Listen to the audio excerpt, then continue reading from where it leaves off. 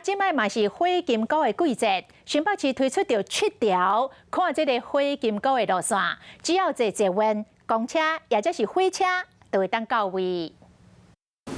那个。 将火捧起来呀，赶紧翕相。5月西游动火，即马已经开暗。虽然现在还没到5月，不过我们可以看到雪白色的桐花都已经盛开了。现在呢，也同时是萤火虫季，所以游客们只要到新北土城桐花公园，不止白天能赏花，晚上还能赏萤。今天的花可以说开的。 蛮漂亮了，要规划一下了，尤其萤火虫大概是晚上才能够看得到哦。那山路可能晚上会比较暗一些，可能安全方面的措施我会特别准备一下。萤火虫季对，还蛮不错的，萤火一闪一闪的。顺捷运的出口继续行，就使看到登山的入口，不少乡亲是家己穿登山的装备，沿途欣赏风景，佮兼翕相。其实你可以早上来。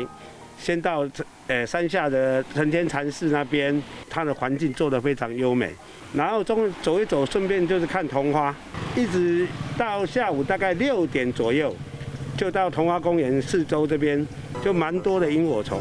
火金菇季已经开始啊！新北市管理局嘛推出路线，为上北的石门一直到三峡新店、乌来甲平溪，都是新北市热门的景点。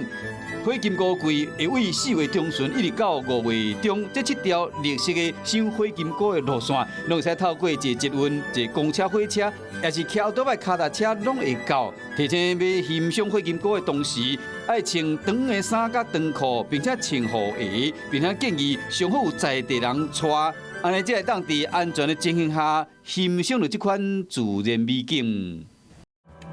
生生不息，宏观视野，我是申宏。想要看体育新闻，就要赶快看华视新闻，赶快按赞、分享、开启小铃铛哦。